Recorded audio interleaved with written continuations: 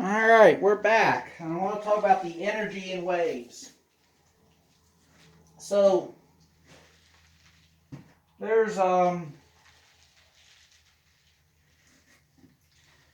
couple different things that will come up weirdly in your text. That's fine.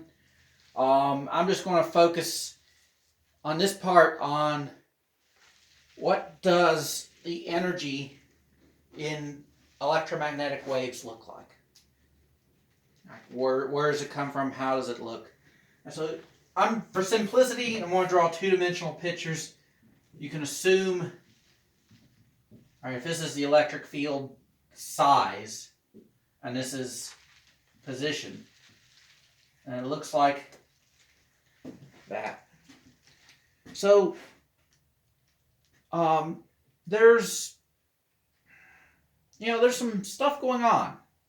All right. We talked about waves before, and the idea that if I have a single oscillator, if I have something just moving up and down like this, then the change in energy of the thing oscillating like this looks like the amplitude squared times some constants. In this case, 1/2 K. And we worked that out a little bit. We said, well, what happens to the kinetic energy? And it looks like 1/2 mv squared. And then we said, what happens to the potential energy? And it looks like 1/2 kx squared. And the combination of those things gives you 1/2 ka squared as the amplitude. So for this, what we're doing is we're going to take a wavelength of this. So I'm going to start here.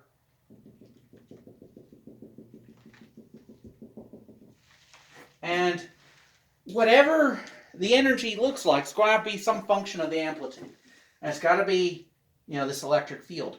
But this electric field spins half the time downwards and half the time upwards. So on average, over this wavelength, it's 0. So that can't be it. The idea is that the energy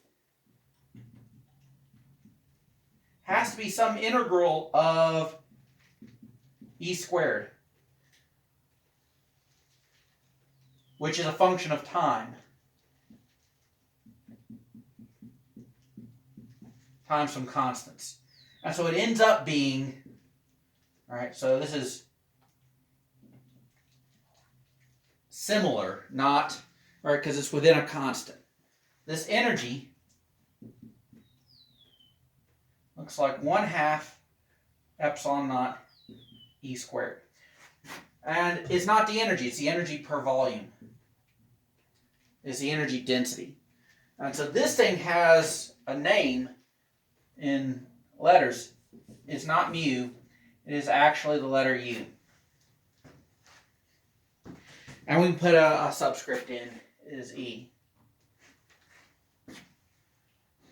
Now we can do the same thing for the magnetic field and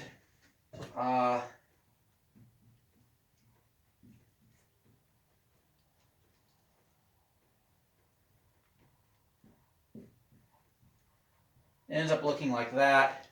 And this is what we'll call the, why do I keep doing that? The magnetic energy density. Okay. So, the total energy, U, is energy over volume, looks like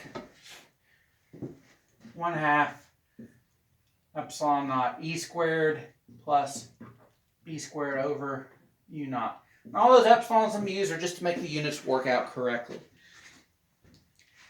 All right, there's nothing weird or fancy about that. That's just, making the units work. And you should be able to check that if you calculate from this, what you will get is, and this is shocking me, is that these doors keep closing and it's hot out here and I don't want that. You can calculate by checking the units that you're going to get the right sort of units here for this. So, that's not going to work either. All right, so there's some more simplification we can do. All right, the idea is that we can ask what's going on in this thing is there a relationship between the electric and the magnetic field? And it turns out there is. Right? And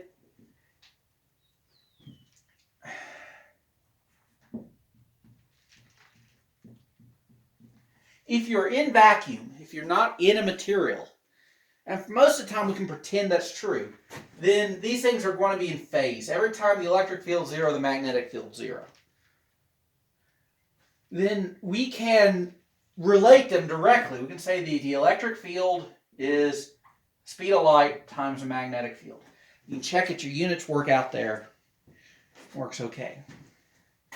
And because we have a definition for C is 1 over square root mu naught epsilon naught, we can change units in this thing. U will be epsilon naught E squared or B squared over mu naught. They're both the same. And that's your energy density. All right. So that's a good pause. Let's stop there and we'll get to the next thing.